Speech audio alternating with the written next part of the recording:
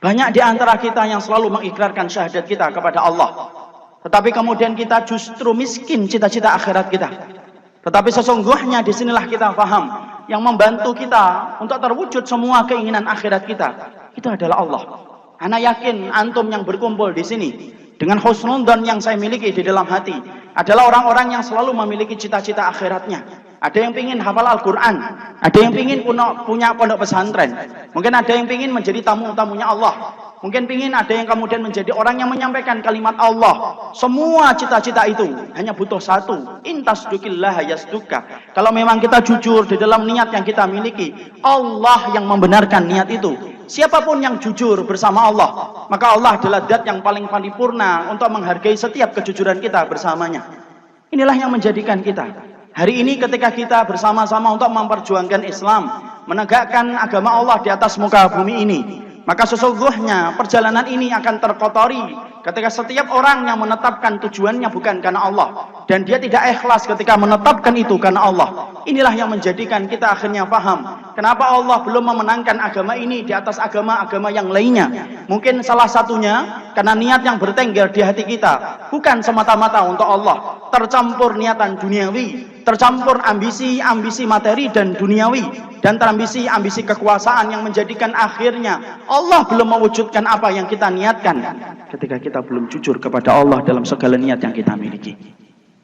Inilah pula yang menjadikan kita senantiasa memperhatikan tidak ada kekuatan yang paling besar yang kemudian kita miliki ketika menjadi hambanya Allah, kecuali adalah memperhatikan bagaimana kekuatan hati kita ketika ikhlas.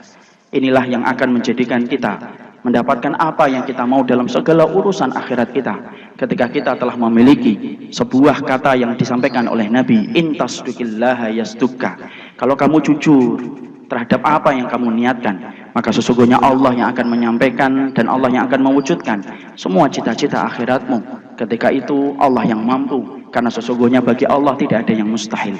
Inilah pula yang menjadikan kita, setiap orang yang hari ini terlibat di dalam agama ini dan mereka bernasab kepada agama Allah, maka wajib sebelum kita kemudian berbicara panjang lebar tentang cita-cita dan obsesi tinggi kita dalam urusan akhiratnya, perhatikan bagaimana kondisi yang bertengger di hati kita. Siapapun antum, pasti antum memiliki cita-cita akhirat antum. Gantungkanlah cita-cita akhirat itu di pintu-pintu langit, sembari kita memperbaiki bagaimana niat di dalam hati kita. Karena sesungguhnya yang mampu mewujudkan semua keinginan akhirat kita hanyalah Allah. Ada di antara antum yang ingin menjadi tamunya Allah, tanamkan dengan tulus, antum akan menjadi tamunya Allah.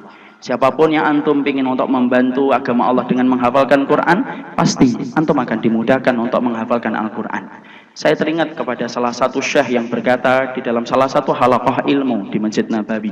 Dia bercerita ketika dia memiliki halaqah hifdzul Quran di Masjid Nabawi. Lalu kemudian dia pernah mengisahkan dalam satu muhadarah yang saya hadir. Kemudian beliau mengatakan, saya pernah punya murid yang datang kepada halaqah hifdzul Quran saya. Itu umurnya di atas 60 tahun. Ketika datang, saya menduga dia hanya memperhatikan halaqah kami, kemudian dia akan pergi secara sendiri. Tetapi ternyata saya bertanya kepadanya, Bapak mau apa datang ke sini? Lalu kemudian Bapak itu dengan warna uban di rambutnya yang putih, jenggotnya yang putih, kondisi tua yang kemudian kelihatan di raut wajahnya. Dia berkata, saya ingin menghafalkan Quran Bapak. Saya ingin menghafalkan Quran ya Syekh.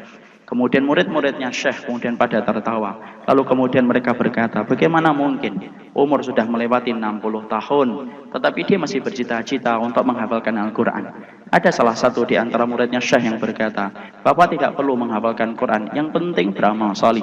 Tetapi Bapak itu selalu berkata, saya tidak ingin meninggal kecuali saya membawa hafalan Quran di dadaku, karena saya tidak ingin terkubur bersama tanah kecuali Quran menjadi penerang di dalam kuburku.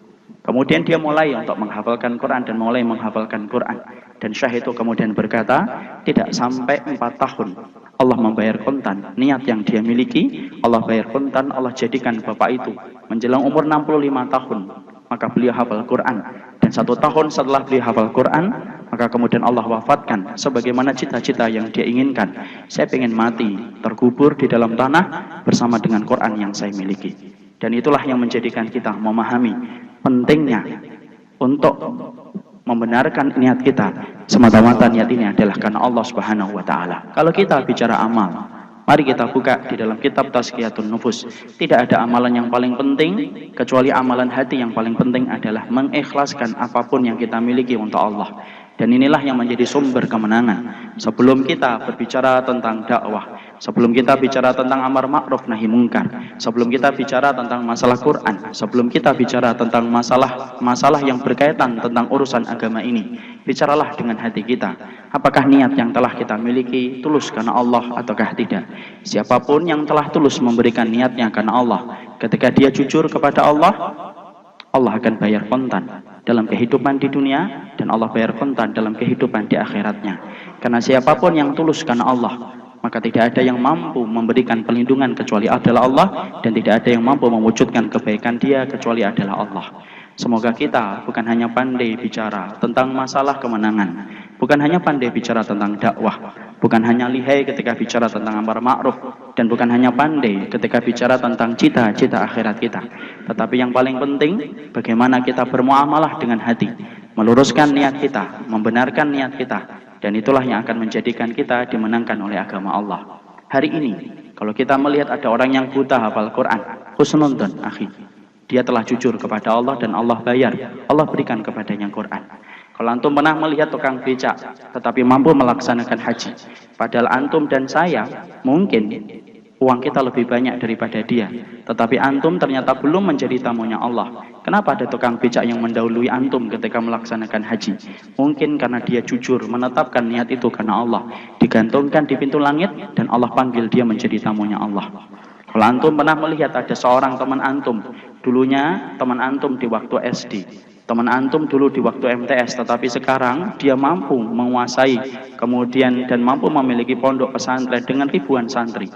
Saya banyak melihat pondok pesantren hanya dipimpin seorang ustadz tamatan aliyah ataupun tamatan pondok pesantren biasa, tapi ternyata mereka memiliki ribuan santri dan mereka semuanya mendapatkan kesolehan dari tangannya. Pastikan akhi, bukan tamatan aliyah yang pintar, tapi dia benar di dalam niatnya. Allah sampaikan niat itu dan Allah jadikan niat itu terwujud dalam kehidupan di dunia, belum lagi dalam kehidupan